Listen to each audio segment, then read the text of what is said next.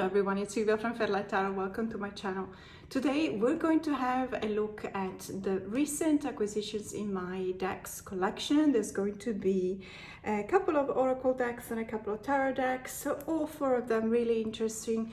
I think that they're not just new to my collection, but they're actually new, apart from possibly one of them. And it's going to be really exciting, so let's have a look. Okay, so this is the Inner Child Oracle deck by Amanda Lynn Ainsling. It's a mass market production by Hay House, and I do believe that it's fairly recent. I could get it before it was actually released in Australia, because I'm not in Australia right now, I'm in Europe. So this was available already in Italy, France, etc. I know next to nothing about this deck. I just saw it. I was looking for something like this, or at least that's what I'm hoping, this deck is about. Something that would complete the inner child kind of work that I do. I do have specific spreads when it comes to inner child work. Inner child, when we talk about inner child, mostly we talk about healing that original wound that it does characterize the rest of our lives, because it is the original wound that has been determining so many of our choices. And by the way, I'm so sorry if you hear noises in the background. So I'm actually dog sitting a couple of really gorgeous, beautiful doggos for a dear close friend of mine, and they're just they have this thing that they have to bark at everything that moves, and they really love to protect us because they feel like, they own the house, and so they really want to assert their territory. So the negative aspect of that is that sometimes they do bark at moving things. So apologies for that. But coming back to this deck, so this is basically a when we look to try and heal that original wound that has been determining so many of our following choices. Everything that actually determines who we are in life originally comes from some of the traumas that we may have experienced in life. And I know that it's perhaps a bit of a controversial kind of argument, in the sense that sometimes it's very difficult to admit to ourselves that our first years in life were characterized by trauma. And by that, I don't mean to say that we were not surrounded by people who were loving us. Absolutely not. Trauma can occur to anyone. You can have a wonderful relationship with your parents. They can be, the perfect parents, even though that thing does not exist. But they could be wonderful people, and you will still, find yourself dealing with things that are emotionally charged. And the reason why we tend to call that the original inner child wound is because a wound is, by definition, something that takes you, it makes you look a little bit different when you have a scar, for example, and it marks you in a way that your life after that is different. Sometimes you just need to accept that, because what we are depends on so many things that have happened to us when we were kids. And once we actually make peace with that and we start accepting that, then everything it becomes much easier. Trust me. I do a lot of inner child work with or healing, of the inner child's wound with my clients, because I do believe that it's first of all, it's very empowering, and second of all, it's actually very, very helpful in dealing with a lot of situations that we may not even realize in our adult lives are actually related to that wound. We may think that it's something, completely different, but actually, there are the roots of the problem, at least, are to be seen most of the time. I hate generalizing, so I'm trying not to, but there is a connection. But enough, explanation, and let's have a look at this deck. It's the usual, if you have a Hay House Oracle deck, it is the same kind of production value, 2-part box. Your ultimate healing comes from within. I could not agree more. We've got 44 cards, which is always good. It's the minimum, but we like it. And we've got this hopefully helpful guidebook. So we got the introduction, of course, as always. See, this is interesting to me. What is your inner child? So we do have a little bit of introduction, you know, to talk about what we see, what we look at, what we conceive, what we think of as the inner child, and why do we need to be aware of our own inner child? Why do we need to recognize what the wounds were, and how do we tackle them? Self-care, playfulness, wonderment, fantastic. You know, every time you look at the deck, there is a little bit of a description of what this deck can be, but you never really know until you get it. And so I'm happy to say it's really good so far. We got a couple of spreads as well. And then obviously the cards with the meaning. So we don't have the thumbprints, but we don't really need them. I mean, we do have the cards. So we just have, for example, card number 7, we have breathe in.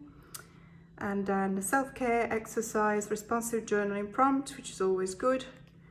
And well, that's it. But I mean, you don't necessarily need, you know, pages and pages when it comes to these kind of things, because obviously the bulk of the work actually needs to be done by you when you're using the cards. And so let's have a look at the cards themselves, because I'm really curious to see whether oh, that's a nice collage kind of style. So I'm really curious to see whether it really holds up to the expectations. And I have to say, my expectations in this case are quite high, so it's going to be difficult.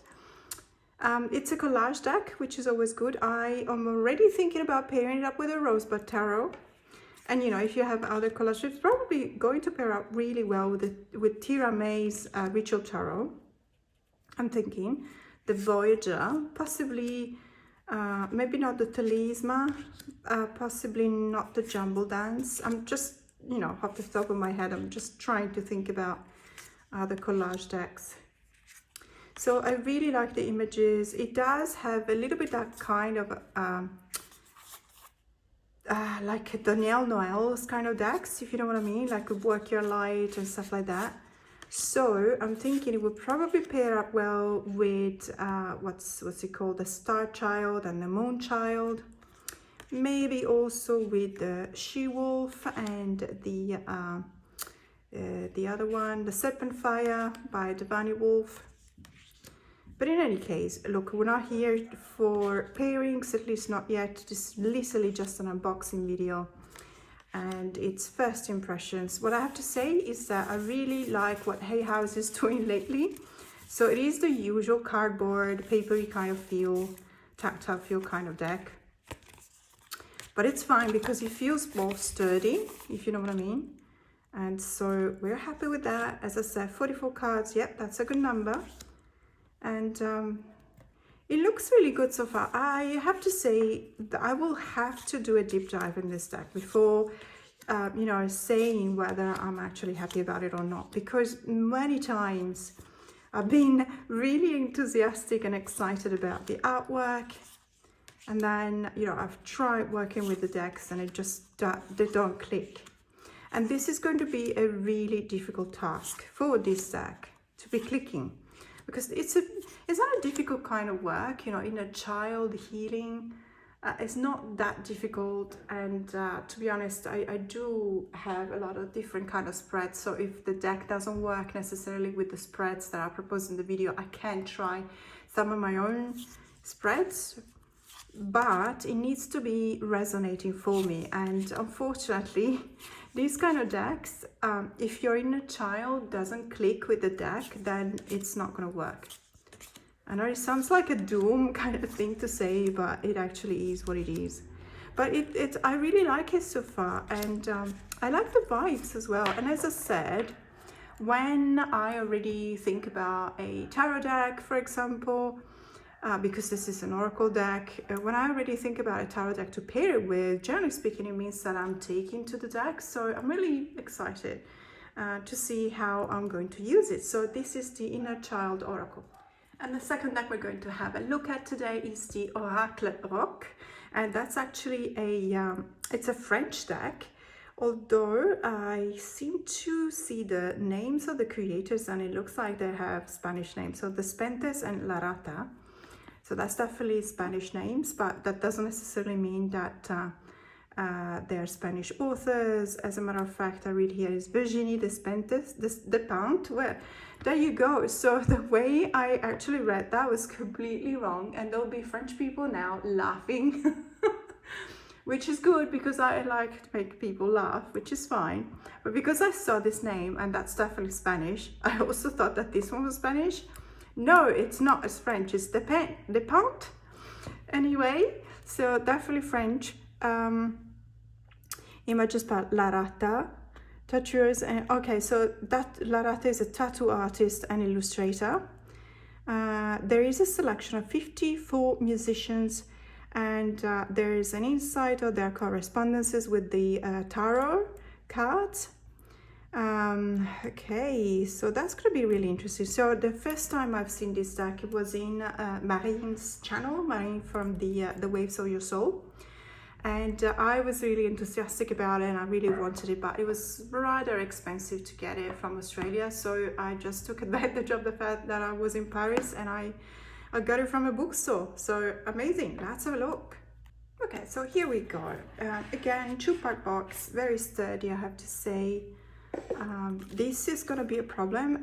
Packing all of these new decks in my suitcase is gonna be a problem. And if you watch my Tarot on Tour videos from last year from Southeast Asia, I was actually in trouble because I had bought so many decks that I was way over the weight limits for the suitcases, and I had to ship a lot of them out of Chiang Mai towards Sydney, and it cost me 260 Australian dollars for all of that to be shipped out. So at the end of the day, any kind of money I was saving because perhaps decks were slightly cheaper, I more fully compensated in the in the shipping costs. So it wasn't that convenient after all.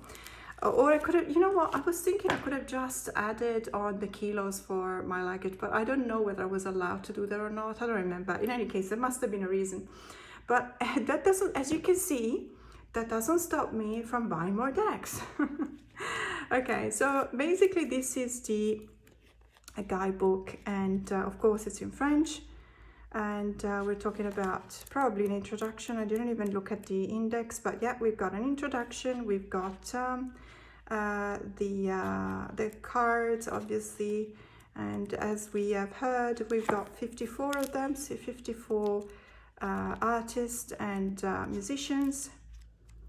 And let's see, for example, we got so these are actually playing cards, so the correspondences, as the box was saying at the back, are related to tarot, but these are actually playing cards. So this is a deck of playing cards. This is Joker, obviously, 2 jokers, David Bowie and Gracie Jones.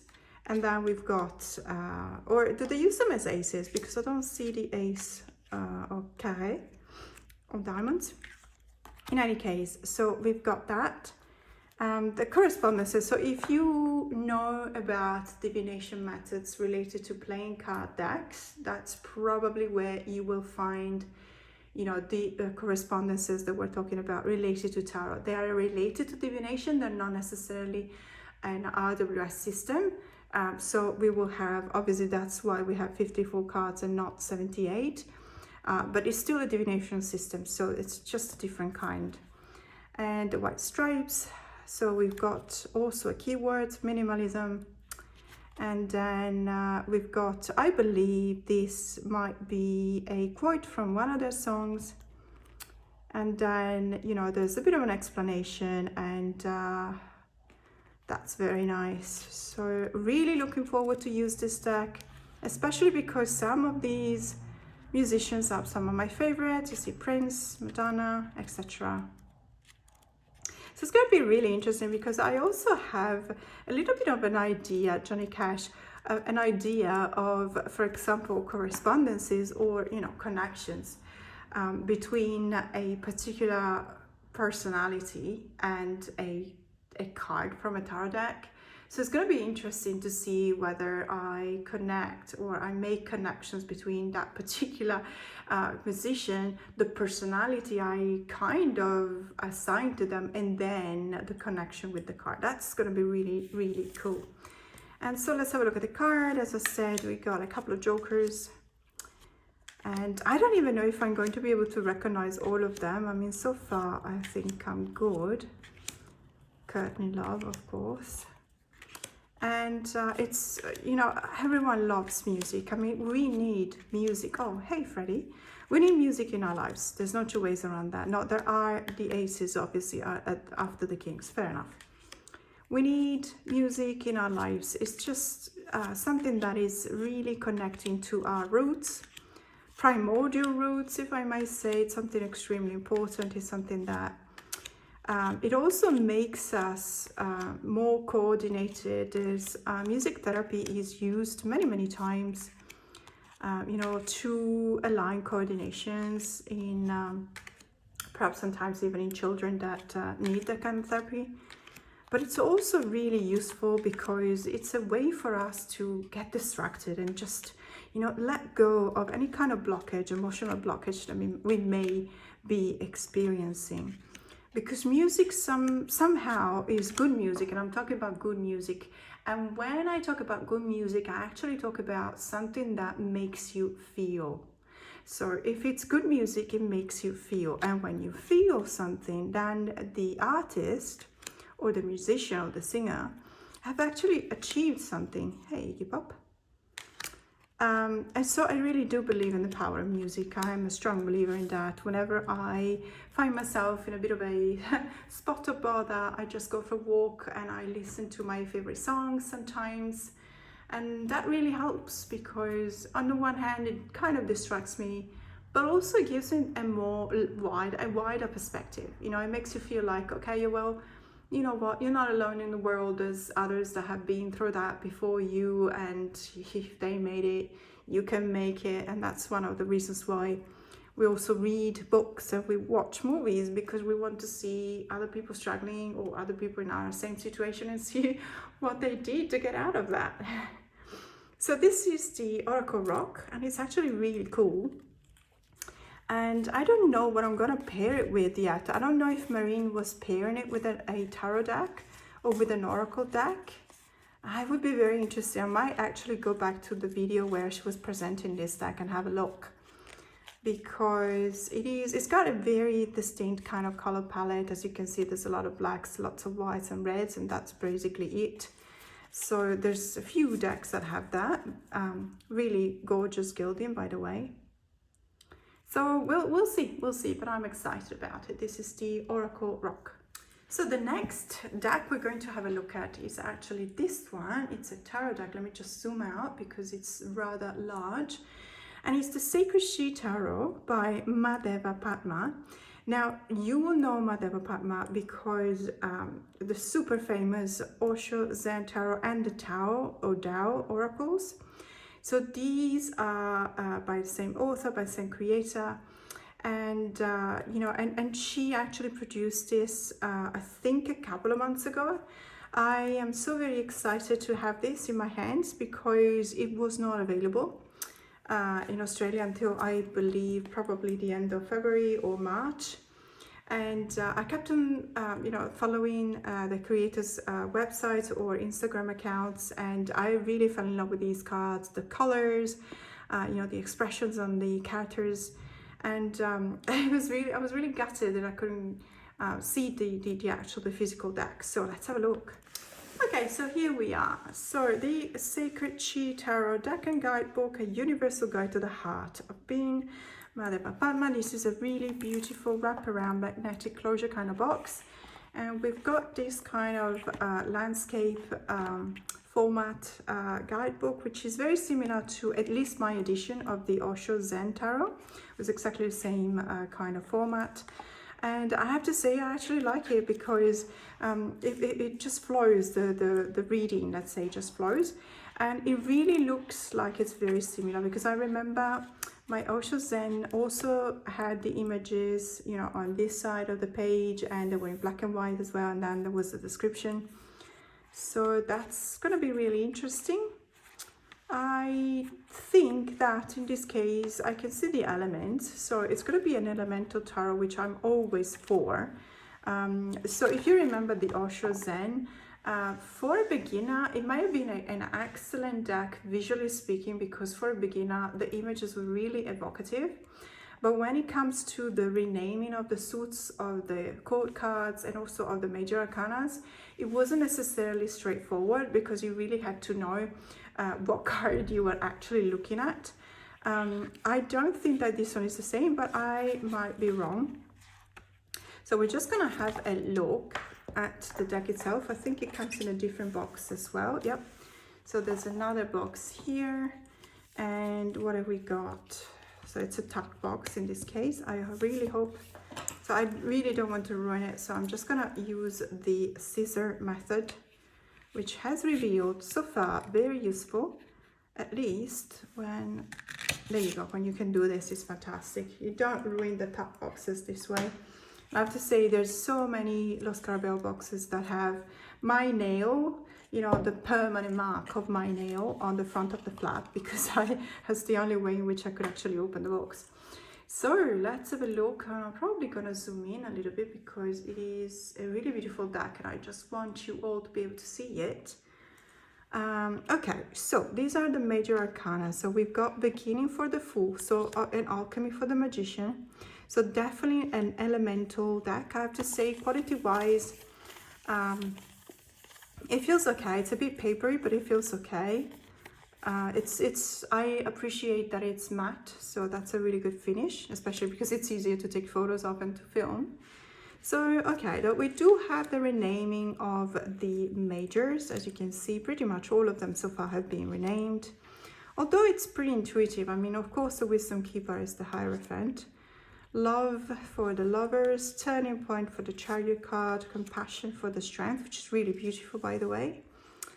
Solitude for the Hermit, and Change for the Wheel of Fortune, Balancing for Justice, Waking Up for the Hanged One, Transitioning, of course, for Death, Karma for Temperance. I really love this card, it's so beautiful. And I do believe that Karma and Temperance are actually really related, even though I do see Temperance as the card of time as well. So time as something that evens things out. Repression, okay, that's an interesting one for the Devil. Definitely a keyword, but one of the keywords. Crisis for the Tower, Understanding for the Star, amazing, really love this.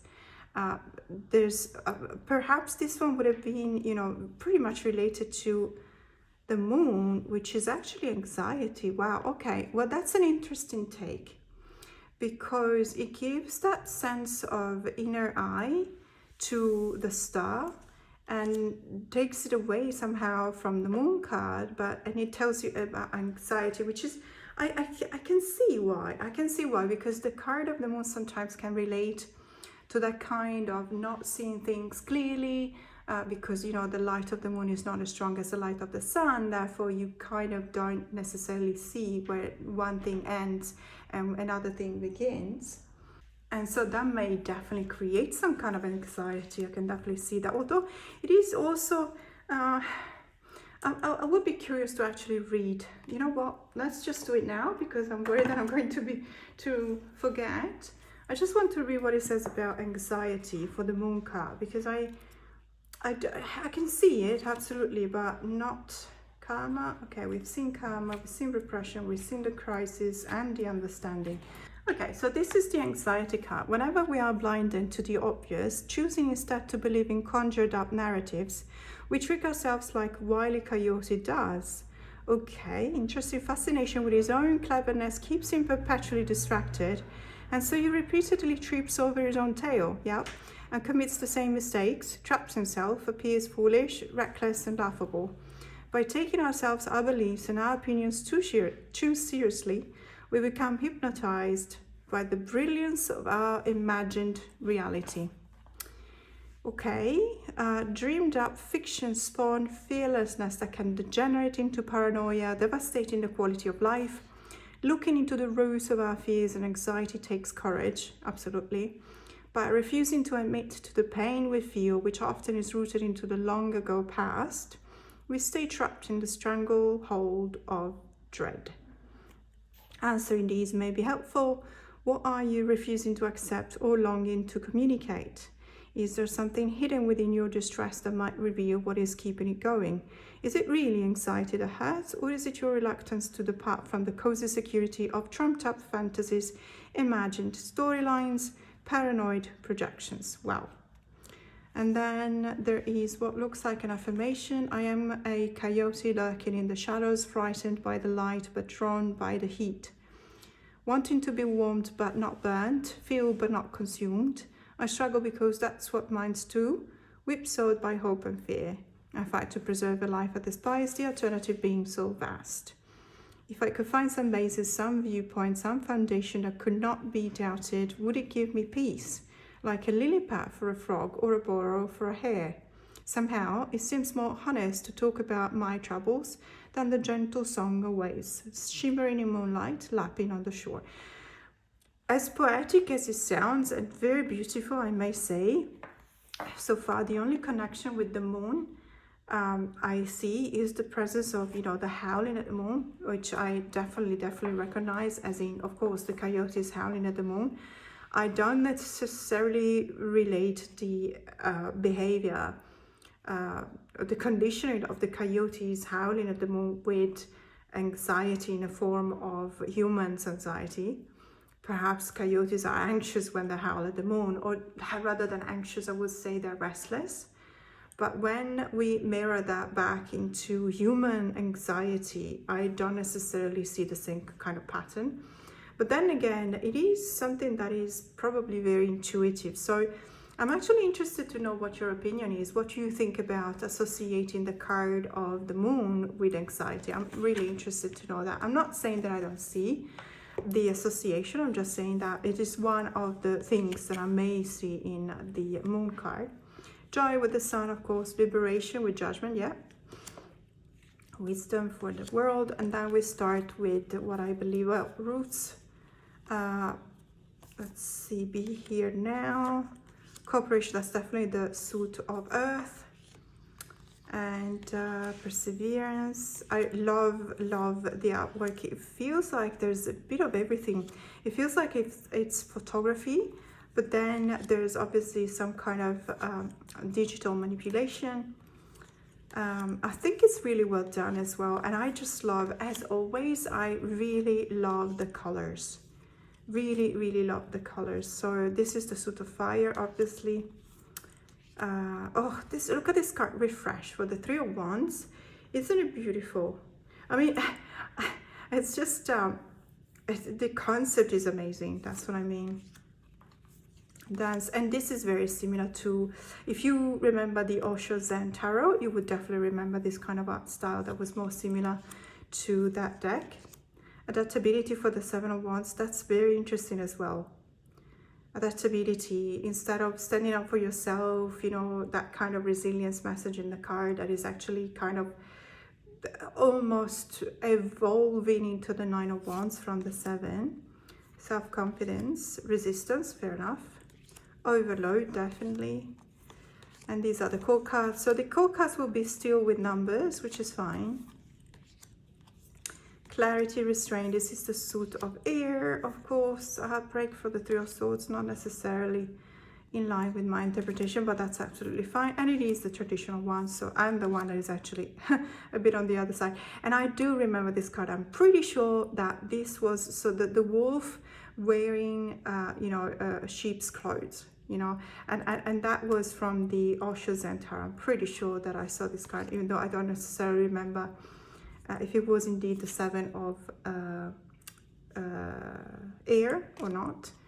And this one was very similar to, well, there's similarities, and that's fine. I mean, we know that is the same illustrator, so it's actually welcome. It's a welcome sign of recognition. And then last but not least, we got the suit of water. Even this one very peaceful. Although the message for Frozen, it's actually not very peaceful. Disappointment, Passion for the Six. Ah, well, that's okay. Passion for the Six of Cups. Separation. Yeah, that's a beautiful card. Very, very intense. My goodness. Such an intense card is Eight of Cups. So Eight of Water. Indulgence. Okay. So really, absolutely gorgeous, gorgeous deck. Really love it. And you know what? The Osho Zen gave me so much when I was learning how to read it, but also when I was learning the meanings of the cards. And I'm really looking forward to learn the meaning of the cards in this particular exception of the author, of the creator, because I always like to learn, and I'm not, you know, I'm not arrogant to say that I've been learning and reading tarot for 35 years, there's nothing left to learn. No, hopefully there's another 35 years, if not more. So I'm quite happy to be able to look at this deck, which did show some kind of differences, you know, from the usual RWS system. So this is the Sacred She Tarot. And last but not least, this is the Witch Sister Tarot. And if you'll watch my channel, let me just zoom out, you will know how long I've been waiting for this deck. I have seen it published in the US, so every single person with a YouTube account, with an Instagram account, with a Facebook account or a TikTok account was talking and showing this deck, and I've been so jealous that I couldn't get it. This is by Julia Jeffrey, same illustrator, author of the Tarot of the Hidden Realm, by the way. This is also a Llewellyn mass market production. I'm so excited about this that it's almost too much, in the sense that I'm kind of trying to refrain myself to keep my hopes too high, because I just don't want them to crash down. But I don't think that will happen, because I've seen so many walkthroughs of this deck, and I'm pretty sure that it's going to meet my expectations. Let's have a look. So here we go. As always, we have the really nice wraparound magnetic closure kind of box by Llewellyn. As always, we've got the really nice sturdy component. We got a key sentence in here: the magic of the ancestors beats in your blood. Yes, feels its power and free your wild soul. And then, as always, Llewellyn has this kind of habit of changing the title of the book. So if this deck is called the Witch Sister Tarot, the book will not be called the Witch Sister Tarot guidebook or something like that, as you would expect in any other brand. It's actually called the Taking Flight with Your Witch Sisters, which is fine. But what happens is that in some cases, I had to get rid of the box because of space room, you know, reasons. And then I forgot the name of the deck, because by keeping the deck and the book, well, the deck is not called like the book. You know, these kind of problems, I mean, come on, guys. And I have to say, this is, as always, a very beautiful production. We have this full color, full page for the cards, and then we have a really nice description. As always, the Llewellyn is just fantastic. When it comes to these kind of details, no one beats them. Honestly, no one beats them. And for these kind of decks, because they are so beautiful, the images are so amazing, you actually want a book like that, because it's almost like as if you were a coffee table book. And I mean, look at the colors. That's amazing. Oh my goodness, even more brilliant. The colors are even more brilliant than what I expected, I have to say. So beautiful. So the images are really breaking the fourth wall and coming directly at you. They're really, especially when they look so intense and powerful like that, almost disturbing. I'm not gonna say that, but they're very intense, and they're definitely asking for a reaction. They're really triggering some kind of reaction in the reader. But also just by looking at these cards, I can definitely feel that there is that kind of, you know, it triggers that kind of response that probably was also in the intention of the creator. So let's have a look at the deck. I still have to remove this wrapping paper. Okay, here we are. Now let me just zoom in quickly, because again, I really do believe in looking at the cards a little bit closer. Now this is the usual deck from Llewellyn, so you know, this is the cardstock that you would expect. It catches the light because it is glossy, but we're okay with that. It also means that the colors are brilliant because of that. And these are the backs. I actually never paid attention to the backs. They're really nice. I used to know the name of this in English. I think it's tarassaco in Italian, but I couldn't be sure 100%. So we've got the same style. You will definitely remember, if you do have the Tarot of the Hidden Realms, you'll definitely recognize the style. I have to say though, there is a difference when it comes to the color palette.